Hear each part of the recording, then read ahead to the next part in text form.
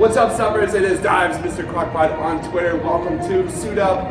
First things first, the Suit Up podcast can be found on iTunes and Spotify. If you're watching us on YouTube, hit that like and subscribe below. On tap for today, we are going to recap and react to Star Wars: The Rise of Skywalker. Joining us today, I have Jason Blevins. Check him out on Twitter at JBlevinsNBA. What's up, Jason? Hey, please comment, like, and rate, and tell Chris to control his mic. He's waving it all over the place. Really interferes with So excited. audio. Yeah, a little excited. We also have Brian. Follow him on Twitter, I guess. Renegade underscore H. Renegade underscore H. How you doing, Ryan? I'm doing great. All right, first things first, let's suit up.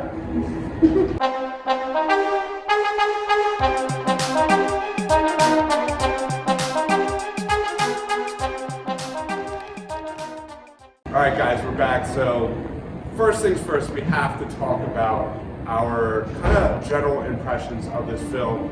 To me, going into this, I was a little nervous because not so much the film itself, but the creative decisions behind The Last Jedi and between The Rise of Skywalker. Obviously, there's one of the most divisive Star Wars films ever in The Last Jedi. People either loved it or people either hated it. I was actually one of the people that loved it because I loved how they moved the franchise forward. Did you like The Last Jedi, Jason? It was fine. It was fine. What about you, Ryan? I'm sorry to break from the you either loved it or hated it I was just paradigm. I saw it at the theater. I thought it was fine. Never felt like it needed to see it a single time. I appreciated that it had balls. It took what was in the past and threw it out the window and tried to create its own story. Obviously, then they brought in J.J. Abrams, who did The Force Awakens, and coming into this. I'm sorry. Was The Last Jedi like the first of this trilogy? Of this one. The Last Jedi was number 8. This is number 9. Rise of Skywalker was 9. Force Awakens. And Force Awakens was 7. Correct. 7 was garbage. You don't like Force Awakens? Then there's no way you like this film. 7. Yeah. It was just overly nostalgic. It brought nothing new. So it was just hey, Han Solo is still, let's see what he's up to. Hey, Princess Leia is still around. Let's see what she's been doing for 30 years. And here's a couple of new characters who are essentially young versions of previous characters. So I felt like it was a nice ride at an amusement park, but really did nothing. It was fun. Let's be honest. Force Awakens was fun. I liked The Force Awakens. It was good. I actually appreciated The Last Jedi because it took that next step in the Star Wars kind of saga. What was your overall thoughts on Last Jedi? I was not a fan. I mean, I think, to be honest, I can't remember most of The Last Jedi after being a fanboy of Star Wars. That's a bad sign to me. Right. The only thing I remember from Last Jedi is the Kylo and Rey battle with the what's his name? Snow's red. Yeah, his red sword. I mean, then the other thing I remember from The Last Jedi is on Luke at the end, just kind of doing his magic trick. That's what it was to me.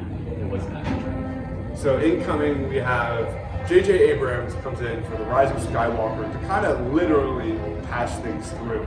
And that's what this movie was. It was just nostalgic moments thrown all around you, literally thrown at you for 2.5 hours. However, all those nostalgic moments don't make a good movie. What were your thoughts on nostalgia? Yeah, I agree. It felt really patched together. It felt arbitrary. Many moments felt arbitrary. So, in one moment, Rey would have a power to lift herself off the ground, rocks off the ground. The next minute, she's sinking through the sands, helpless to save her and her friends. And just all of the choices felt convenient, I guess. Everything about it felt convenient, and it was okay. Yeah, but don't worry about that because we're on to the next convenient plot point. And it was very fast paced. I'll give it that. But it was very little other than eye candy for me that I found to be interesting. 100% agree. It felt like watching, not comparing these two movies, but to me, it was The Mummy Return. Have you ever seen The Mummy Return? It was. I saw the original Mummy and didn't need to see a second. Yes, and that's what this was. It was just a movie that was fan service through and through, and it was just nothing ever made sense. It was very fun. It's really pretty, but it was just an overall kind of a bad movie. Did I like The Mummy Returns? Yeah. Did I like The Rise of Skywalker? We're gonna get into that probably, but overall, it was just a movie that was literally made for fans. It didn't push the saga forward by any means. And what was your overall thoughts on this movie? You know, when you talk about the Mummy, as I watched this now for a second time, I see more Indiana Jones. Oh yeah. Oh, I saw a lot of Indiana There are a lot of Indiana Jones in this movie, and I don't mind that per se, but you are right, there was so much nostalgia that it kind of maybe took away. They're giving the fans a service to the fanboys, those who know the animated series and the novels and the comics and everything that happens. We're giving a service to that. It's the last one. And let's talk about the fan But service. Oh, go ahead. let me, isn't true service like giving fans something new? Like, why are you just giving are you reskinning the same tired themes for what's this, the 11th movie? Oh, totally. Yeah. Now, I like Solo. I'll be honest with you. I think Solo was actually underrated. And what was it? Rogue One was more like this. It was, fine, eat popcorn, sit in the theater. And I go to the theater for all these movies. It was fine. I like Solo. Everyone likes it once. Okay. But just to be clear, I will watch New Hope. Anytime it's on, I can just sit and rewatch it. None of the other movies will I really Is that watch. why you maybe hated Force Awakens? Because it's so much like a New Hope? It was a remake of a New 100%. Hope. Yep. Yeah, it gave me, like, yeah, I've seen this. It's like remaking Groundhog's Day. Like you've already seen Groundhog's Day 100 times by the time you saw it once. When you're talking about the themes and the themes of it, where you have good versus evil, you have love versus hate, you have father versus son, you kind of have a lot of those themes throughout this movie, which to me is, I've seen enough. I would have liked to see a different path that they've done. Is but there a it was new just- idea? Yeah. Yeah. Give me a new idea. The new Give me idea. tax policy. This isn't necessarily new, but I thought, heading straight into this movie, right from the jump, we're thrown into Star Wars Rebels, and that was kind of a fun. If there are any positives to take, let's talk about some positives, and then we'll keep, just railing on this film. But the Star Wars Rebels noms were really, really cool. I mean, you could replace General Hux with General Callus. You could replace the worm in Rise of Skywalker with the spiders on that planet. When you see Rey using the Force to kind of reach the worm, you see the very same scene in Star Wars Rebels. It was almost we saw Well, the artifact. you just watched Rebels, and I just finished it, so that's something that is still in our mind. But yes, immediately as soon as I watched it yesterday, I noticed how much Rebels was involved in this. I didn't see much of the clones before. The pacing was absolutely Star Wars Rebels. The banter between the teams was absolutely Star Wars Rebels. Things were thrown at you. That's what I felt like. I was watching just a live-action version of Star Wars Rebels. I thought C-3PO had some good moments in this. I really liked the Rey versus Kylo Ren fight on that bridge. That was really well done. In the ocean? Yeah. I think that was the high point. I have one comment on that though. They had their Martha The ramp. I'll see you now. It was very timely, wasn't it? It was very timely. I think the setting in the midst of all the sort of awesome power of the ocean is really a good setting that we hadn't really seen before. That's not true. That was a really good tie-in back to Obi-Wan versus Anakin in Revenge of the Sith. So when so you have elements going against these two fighters going back and forth. And here you have giant tsunamis going all over the place, and Rey and Kylo Ren doing backflips and jumping set piece to set piece. Very similar, heavy nod to that. Okay. I do think it's a strength of the franchise, the recent franchise, that they take you on a journey to so many places that really do exist on this amazing planet that we live on, and they sort of bring in a fantasy element into it. You go off the coast of Portugal, you can see waves like that. When the previous movie where Luke was, that is a real place, the coast of Ireland, right? These are real places in this world. I think that is a strength visually. It's just that it will keep your attention. And it managed to bring it back from the early CGI, that little trio of movies, and make it feel like they are really in a natural setting. So I think that's a strength. As far as the themes and the plot and the tricks and the magic. Ryan, any other positives before we get into some other major stuff? I mean, for a fantasy aspect of it, I don't think I'm not going to watch it again. I've seen it twice now. I'll probably watch it again.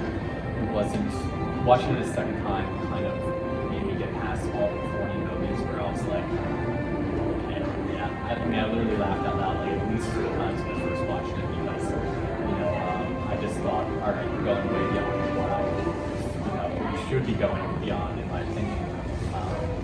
But maybe the second time would be a little bit better for those who have doubts about it after the first one. All right, so let's talk about Rey. Yeah, we're going to talk about some cool things. So Rey is dragged all the way into the belly, into the face of Palpatine. And he wants, spoiler alert, invites her to kill him. And she's too good for him. Now, between the point where he invited her to kill him, and ultimately she conveniently turned his own power back against him, so he killed himself so she would not be reliable. I invite you to tell me the body count of people that died. Kylo? No. From in that intervening 15 minutes or so, how many people died because she couldn't bring herself to think of herself as someone who kills someone? She killed all of his Imperial Guard. Who were they? She didn't have this existential crisis about, oh, is it okay that I killed them? But now suddenly the evil emperor, I can't kill him because what will it say about me? Her body count is tremendous in the course of these 3 movies. So why is she having such a struggle right now? I think I could probably maybe help ease that. Didn't he had talked about saying that if you kill me, my soul will go to you, the Sith will go to you. So she's maybe thinking maybe I'll be able to control it. Maybe it's so powerful looking around and seeing every other Sith that has been generations now inside of me, the Empress, Palpatine. I think as much as if I actually killed him, maybe something that I don't know what to expect is going to actually change when it's up to her. She's proven she's beatable as a time. Kind of sort of changed her a little bit to say, hey, I want this, I don't exactly want you, but I want something like this. And we saw her lose a little bit of control in an earlier scene when she saw the electricity come out of her hand. She was doing that force pull on the ship, which came out of nowhere for me.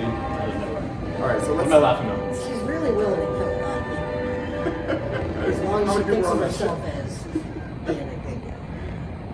One of the biggest things here that I thought was a major miss in this film was the overall General Palpatine in this film and how he was set up. I spent months and months and months of my time, this is like Game of Thrones-ish, where you're creating all these theories. How is General Palpatine going to be introduced in The Mandalorian? How is General Palpatine going to be introduced in The Rise of Skywalker? He was literally just thrown at us. There was no explanation given. And Spoiler if you haven't seen the movie. Well, then yeah, that'd be nice to know that, wouldn't it? Come on, guys, go right here. yeah. Okay. That was one of my biggest complaints. Man, don't get quiet. Is that Audio level. one of my biggest complaints with this movie was it didn't explain anything.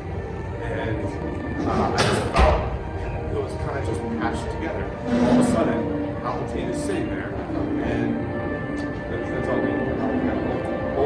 First of all, what was your take on Palpatine, and what was your take on Rey being the granddaughter of Palpatine? Whatever. Like, honestly, like, very convenient. What a great revelation. Mind blowing, I guess. Like, everything about this franchise has always been very convenient. So, it's not like one of these where I have higher expectations. I had much higher expectations of Game of Thrones because I thought they took a lot of care in creating threads and motivations, and they didn't always take the easy way out. This is a franchise that has always taken the easy way out, and it's highly consuming in that regard, and it's visually stunning. But did I have higher expectations for that? All this stuff? No. I mean, father, son, father, daughter, sister, brother, like, go on. What was your take?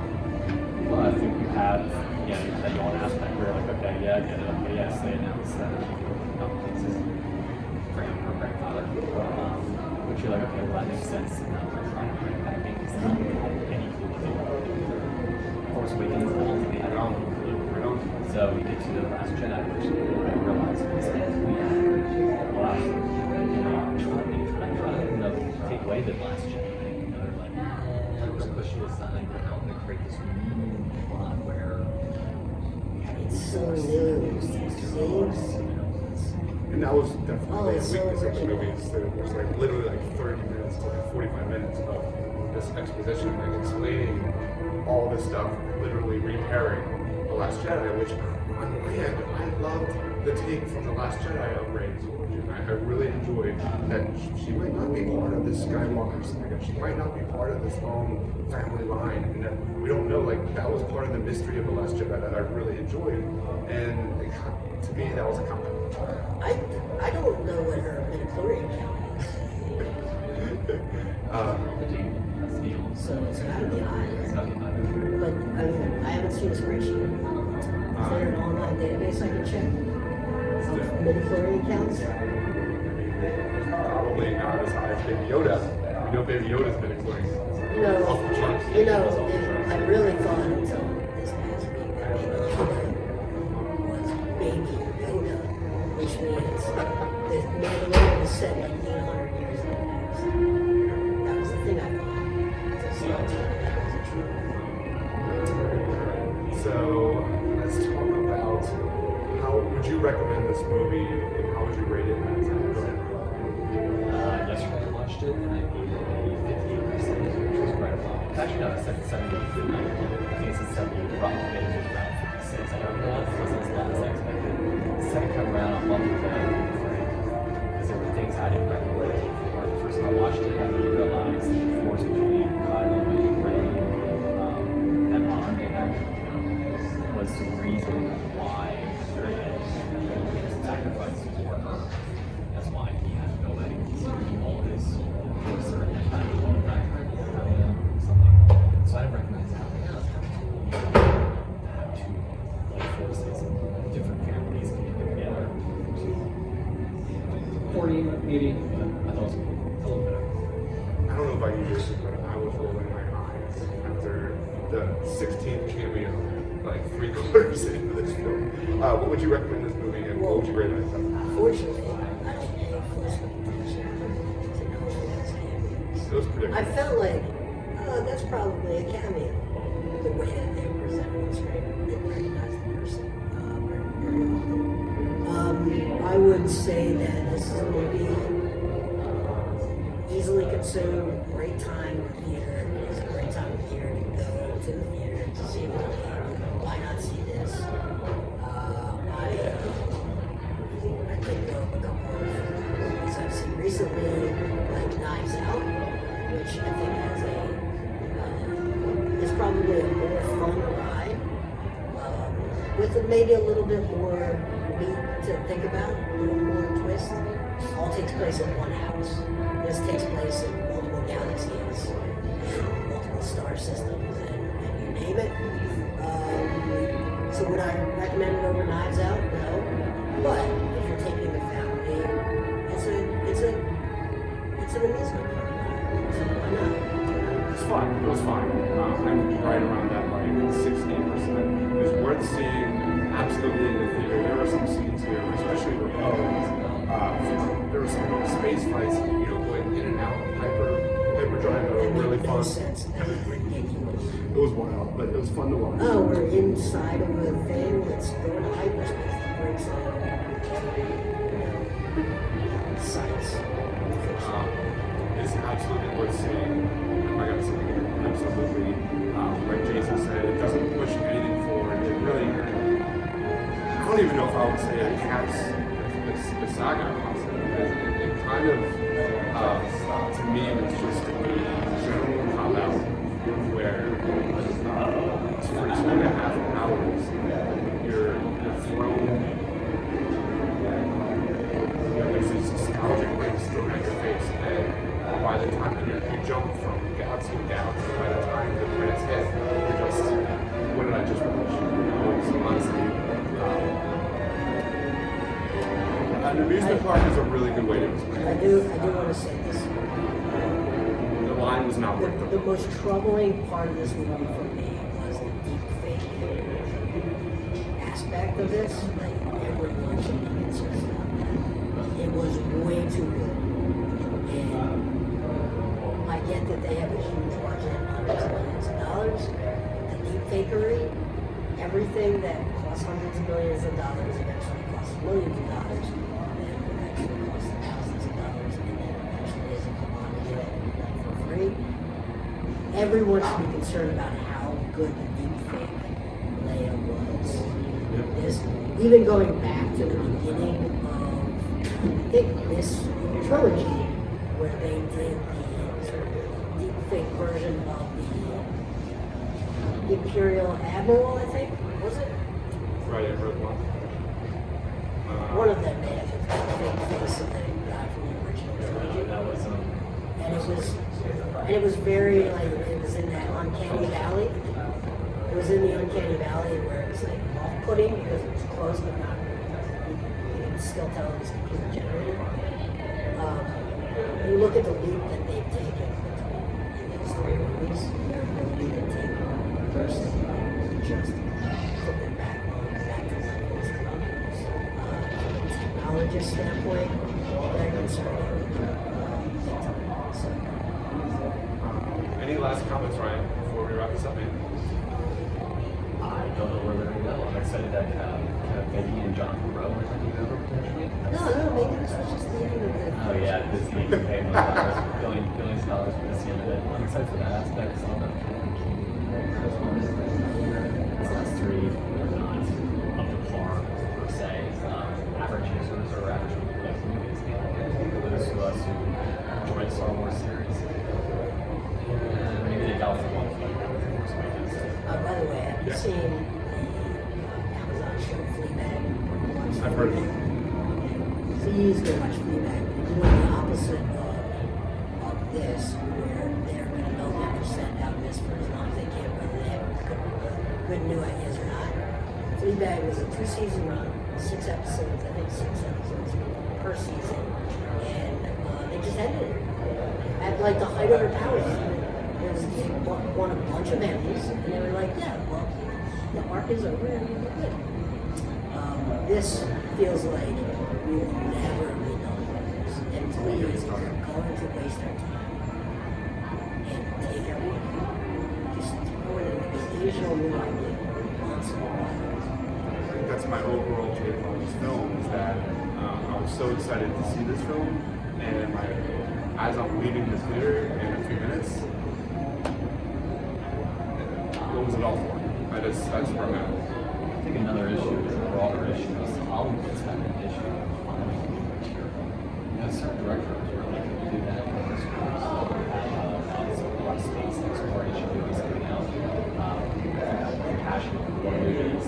Now you have the interest in working now. Bill and Ted, a lot of very passionate movies. They do. Look at Donald Glover, who's been in this franchise. What he's doing with the show Atlanta. Those are new ideas. Those are things that just have not been seen by people. Marvelous Miss Maisel. I've seen that show. They're new ideas. Most of the new ideas are coming out in these series areas, but they don't require these kind of popular ones. They don't require these $1 swings and spectacle. And if we keep paying for spectacle, we shouldn't expect anything popular, which is great. You're there to see shit blow up for 2 years. People barely survive. What else are we really looking at? People barely survive. People barely survive around a bunch of stuff that was blowing up. We didn't think. My last at the end of all these movies, they had this great celebration scene. Where is the devastating impact of all of the people that died in those battles? Because the good guys died too. They didn't win 87 to nothing. I got the end with a happy note. My biggest regret is because like every single action movie, when I was training, I used to listen to the person how to shoot. That's terrible. Stormtroopers are the worst training. They really go through a lot of stormtroopers, don't they? When they got onto the old Death Stars, they went through a lot of stormtroopers. So the more I think about this, we just got out of the theater, so this is all fresh. But the more I think about this movie, it makes me appreciate the Mandalorian and hopefully the Obi-Wan series coming out for Disney Plus by a different show, challenge.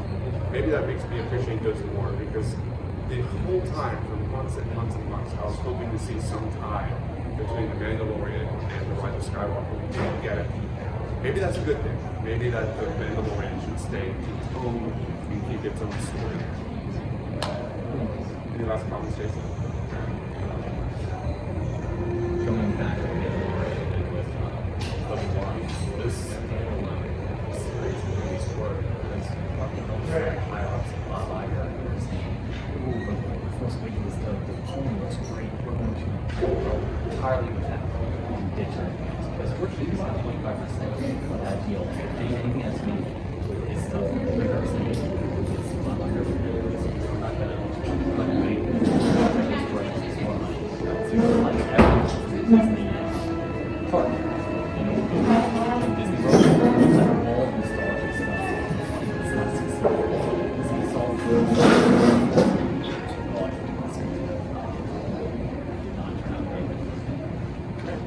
Make sure you follow Jason on Twitter at @J11NBA. You going to the Sixers game tonight, Neil? Okay. I know you are. I am going.